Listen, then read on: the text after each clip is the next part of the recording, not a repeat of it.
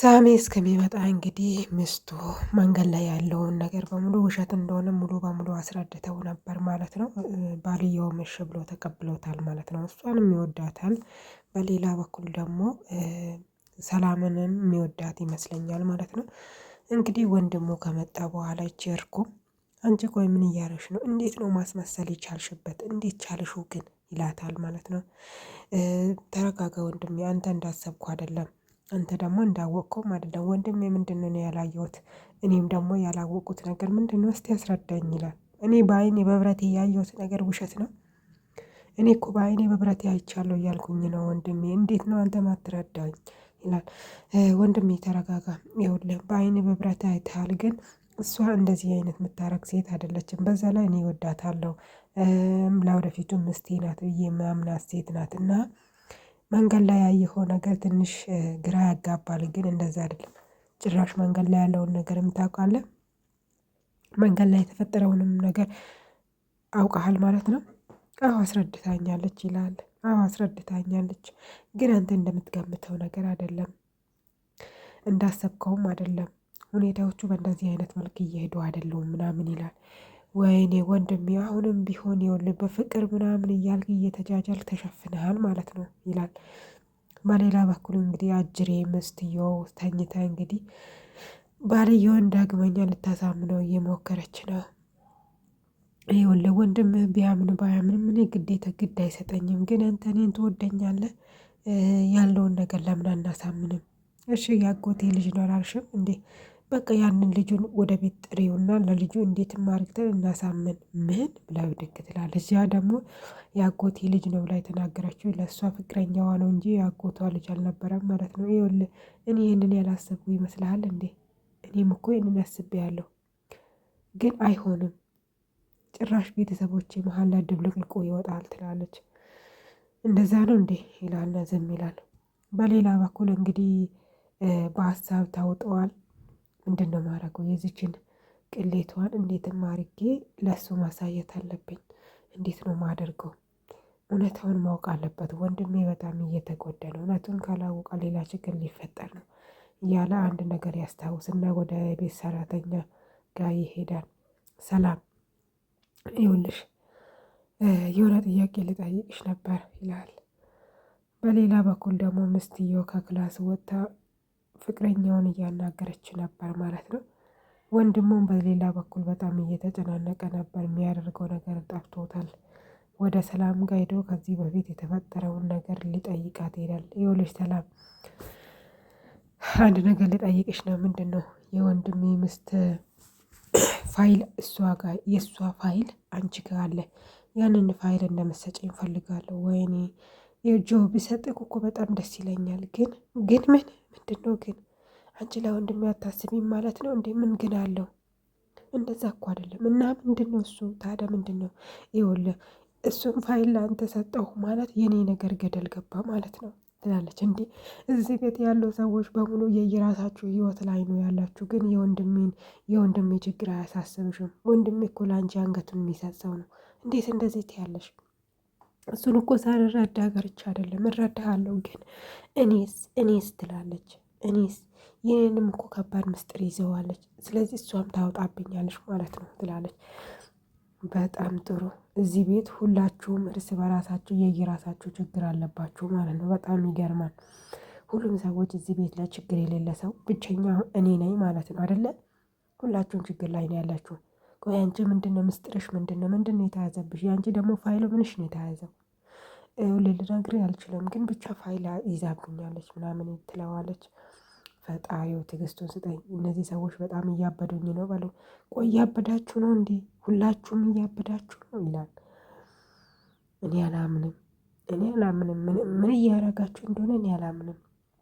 ይኸውልህ እኔ እኮ ወንድምን ባድነው በጣም ደስ ይለኛል። እሱ ደግሞ መጥፎ ቦታ ላይ እንደሚወድቅ እንደማልፈልገው ታውቃለህ አይደለ? ስለዚህ ቀስ በቀስ ሁሉንም ነገር እናስተካክለዋለን። ግን አንተ ተረጋጋሽ ትላለች።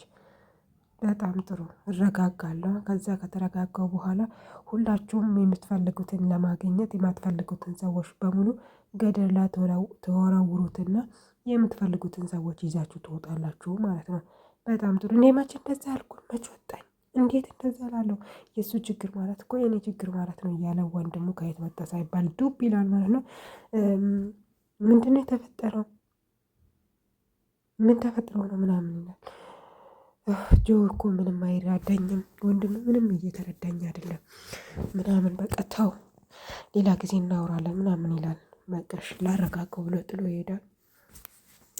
ከሄደ በኋላ ወደ ካፍተራ ይዞት ይሄዳል ወንድሙን ማለት ነው። ይኸውልህ ወንድሜ አንተ በጣም ማረጋጋት አለብን፣ ተረጋግተን ማውራት አለብን። ቆይ ምንድን ነው የምናወራው ወንድሜ? አንተ በፍቅር ታፍናል እንጂ በጣም አደጋ ላይ ነህ። ለእኔ እኮ ምንም አያሳስብም፣ አደጋ ላይ ነህ። ይኸውልህ ወንድሜ እስቲ ለእኔ ብለህ ሚስቴን ተዋት፣ እያወቅም በቃ ዝም በል ይላል። እንዴት ነው ዝም ማለት የምችለው? ለእኔ ብላ ማለት ነው። ለእኔ ብላ የምታውቀውንም እንዳላወቅ ሆነ ይለፍ። እኔ እኮ በቅርቡ ላገባት እያሰብኩ ነው ይላል። በሌላ በኩል ደግሞ እንግዲህ ትልቁ ዳቦ ሊጥ ሆነ አሉ። ሰራተኛዋ አልጋውን እያነጠፈች ነበረ። አባወራው ይገባል። አቤት ይህ ክፍሉ ጠረኑ በጣም ደስ ይላል ይላታል ማለት ነው። እንዴ ዛሬ ክላሱ ላይ የምን ጠረን አለው? እኔ አልገባኝም ትላለች። አየሽ ምንም አታውቂም፣ አንቺ ስላለሽ ጠረኑ ደስ ያለኝ ለዛ ነው ትላለች ይላታል። ወንዶች እኮ ሴቶቹን የሚያማልሉት መንገድ አቤት አቤት አቤት አቤት እዝጎባርና ክርስቶስ። እሺ ይላትና ስጦታ ልስጥሽ ብሎ ሄዶ ሽቶ ይሰጣታል። ኧረ እባክህ እኔ በዚህ ቅራቅንቦ ምሸወድ ይመስላል እንዴ? በጣም ተቻቻልክ። እኔ እኮ ስጦታ መስጠትና ማሳመን ምን ያገናኘዋል?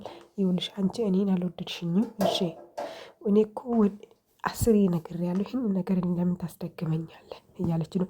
አጅሬ ደግሞ እየተኳኳለች ነው ተኝታ። በዛ መሀል ስልክ ይደወልላታል። ፍቅረኛዋ ነው የደወለው፣ ሌላው ከዚህ ሌላው ሽማዋ ማለት ነው። አንስታ እንግዲህ ሄሎ እንዴት ነው ምናምን፣ እንዴት ሞኝ እኮ አሳመንኳት እማዬን ትላለች። እሷ እዚህ ጋር ያለችው ከባሏ ጋር ነው። የምን እማዬ ነው? እማዬን እኮ እንዴት ሞኝ አሳመንኳት፣ ስለዚህ በቅርቡ እንገናኛለን አያሳስብክ ምናምን ትለዋና ስልኩን ትዘጋለች ማለት ነው። በሌላ በኩል ያኛው ቤተሰብ እንግዲህ እኔ ወድጄ አይደለም ማገባክ፣ የተሻለ ህይወት ብቻ ስለምፈልግ ነው። አልገባክም? እኔ የተሻለ ህይወት ብቻ እፈልጋለሁ እንጂ አንተን ወድጄ አይደለም ትላለች።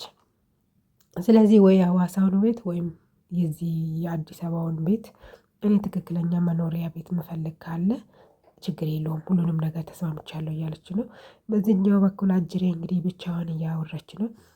የባሏን ወንድም እንዴት አርግታ እጇን ልጥል እንደምትችል እያሰበች ነው። ከዛም ደግሞ ወደ ጋሼ ክላስ ትሄዳለች። ሰራተኛዋ ክላሱን እየጸድሽ ነው። አንቺ ከሰው ከጋሼ ክላስ አልወጣ ብለሻል፣ የሆነ ነገር እየፈለግሽ ነው ልበልሽ እንዴ? ቆይ ምንድን ነው የምትፈልጊ ከዚህ ሰውዬ? አፍሽን ያዥ፣ አፍሽን ያዥ። እኔ ከዚህ ሰውዬ ምን ፈልጋለሁ? ስራዬን እየሰራሁበት ነው። ተይኝ፣ ተይኝ እኮ ነው የምልሽ፣ ተይኝ። በዚህ ነበር ማለት ብላ የአበባ እንትን ታነሳለች፣ ግን አልመታቻትም፣ መልስ አስቀመጠችው። ከዛ በኋላ እንግዲህ ሀሳብ ላይ ታውጣለች። ምን ልታደርግ እንደምትችል ግራ ገብቷታል። በሌላ በኩል ደግሞ ሁለቱም ሰራተኛዋና የቤት ልጅ ቁጭ ብሎ እየተነጋገሩ ነው። ይህንን ሰውዬ እንዴት አርግተን ነው የምናጠድመው ምናምን እያለው እየተነጋገሩ መሀል ላይ እንግዲህ አባወራው ከየት መጣ ሳይባል ዱብ ይላል ማለት ነው። በሌላ በኩል ደግሞ ወንድምየው የዚችን ጉዱን ምስጢሩን አጋልጦ ለወንድሙ ለማሳየት ሀሳብ ላይ ነው ያለው። ወንድሙ ደግሞ በጣም በሀሳብ ተጨናንቋል። ከዚህ በፊት የሆኑትን ነገሮች በሙሉ እያሰበ ነው። ለወንድሙ እያሰበ ነው፣ ለምስቱ እያሰበ ነው ምናምን ነገር። ከዛ እንግዲህ ወንድም ባልየው የቤት አባወራው ይመጣል። እሺ ሸሚዜን ተኮሽልኝ እንዴ? አዎ ተኮሽ ያለው ምናምን ትላለች። እሺ የሆነ ነገር ልነግር እፈልጋለሁ፣ አይንህን መጨፈን ትችላለህ ትላለች። እንዴ ምን ለምንድነው አይንን የምጨፍነው ምናምን ደስ ይለዋል በጣም ከልቡ ማለት ነው።